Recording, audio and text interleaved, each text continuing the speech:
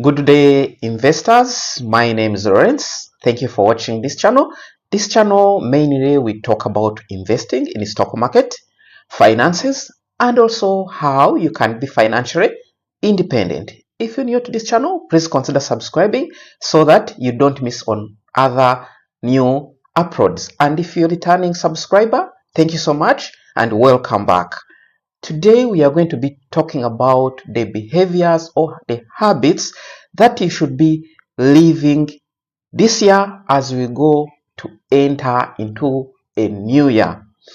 I believe these habits, if you have one of them or all of them, definitely they are hindering your finances, they are hindering your way towards financial independence. So today we need to talk about them as we go to enter into a new year.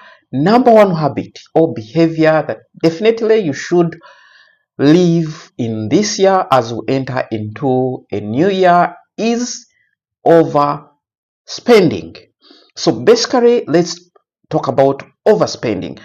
Overspending means you're spending or you consume beyond your earnings or beyond your means. So sometimes it is necessary because sometimes you're sick or sometimes you have something like you want to purchase maybe a plot of land, or there are some instances where once in a while you overspend. But if it is a habit, so a habit, it means you consistently do it over and over. That's when it becomes a habit. But if you do it once in a while when it is necessity, that is not a habit. So a habit, it means you're doing it over and over again. So overspending is very bad because first of all, when you're overspending, it means you're getting money from somewhere and covering up with your virtue that you have left. So when you're doing that, it means you're going in debts, you're borrowing from somewhere to cover up. Why it is very bad? Because sometimes you can lose friends when you borrow from somewhere and you cover it overspending. Second, it means you're not saving. If you're not saving, that is very, very, very bad because, as I said, savings are very, very important, especially if you want to cover daily expenses. You need savings. If you maybe get an emergency, you will need to use your savings. So overspending, please, if you're doing this, you have this habit, is very, very bad.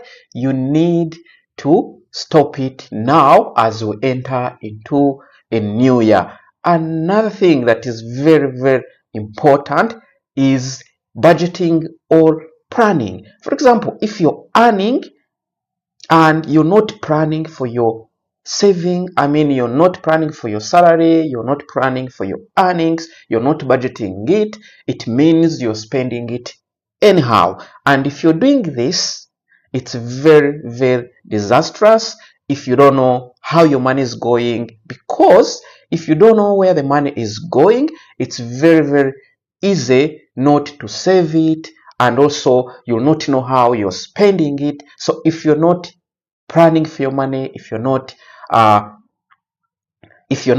planning for your money, if you're not budgeting for your income, is very, very bad. As for us who are on the journey to financial independence, it's very, very important to plan, to budget. And if you're not doing this year, please, I encourage you, I ask you to start doing that, because if you do that, you will know where your money is going and you will know where you need to reduce the spending, you need to cut the spending, and also where you need to spend. So that's why you need budgeting. So start budgeting if you're not doing that. So another thing that you should be stopping is not saving. So if you're not saving, I can tell you this is not a very good thing, because as I said, you can get an emergency, you can get something that you want to buy, but because you don't have any savings, it becomes a very, very big problem. And also sometimes you can get an emergency. For example, you terminated at a job or you get sick for a long period of time. How are you going to cope with the situation if you don't have any savings? So if you're not saving, just know this is a very bad habit, especially if you're earning and you don't have any single money, any single income that you have saved. Just know this is a very bad, because you don't know the future, what it holds. You can get sick, and you get sick for a long time. You can be terminated if you're at work, and if you don't have savings and you have things to take care of, you have kids to go to take back to school, you have a house, maybe you're renting, you don't have any money to rent, it will be a very, very big problem. So if you're not saving this year, I encourage you, I want to say, if you're not saving, that is a very, very bad habit, and you need to stop it. As you go to a new year, you need to start saving. Start saving small. You don't have to save 50%. You don't have to save 70%. At least start with 5%. The more you save, the more you will develop a habit of saving. The more you will keep on saving more and more and more. Another thing that you should be stopping, if you're not doing it, is investing. If you're not investing, I don't know how the future looks like. For me, who has been investing, we invest in different things. I can tell you it is something sweet knowing that you have money somewhere. You need your money growing as you work. It is something very, very sweet. And if you're not investing, I encourage you to start looking for the ways of how you can invest. Actually, on my channel, as I said, I talk about investing mainly in stock market, but I also talk about on other investment vehicles like treasury bonds, and also I talk about money market funds. These are the easiest ways. You don't have to do much, to run much in order to start investing, and they are very, very risk free. They don't have to calculate out of risk, especially if you're doing like investing in money market fund. This is actually where the an investment fund manager collects money from the different investors and also invest on their behalf, and most of the time these investment vehicles are regulated by the government, so they are 90% safe.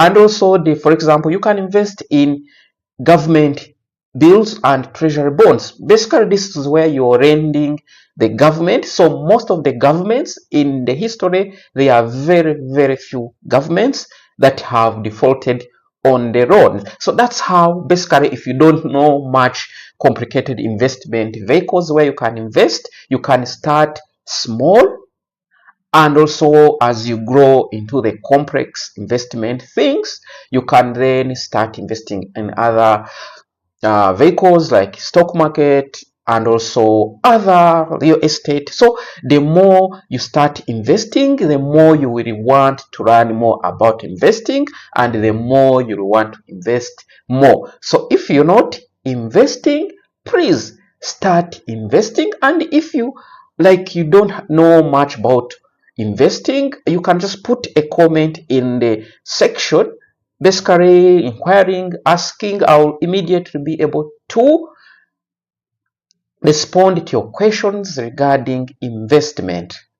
Another habit that you should be stopping by end of this year is borrowing or being in debts. Previously I talked about debts being good, but I can tell you overall, most of the time debts are not good at all. Let me first maybe explain few instances where the debt can be good. For example, you want to purchase a land and you don't have enough money, but you're earning and you know you will be able to recover or to repay in the next few months.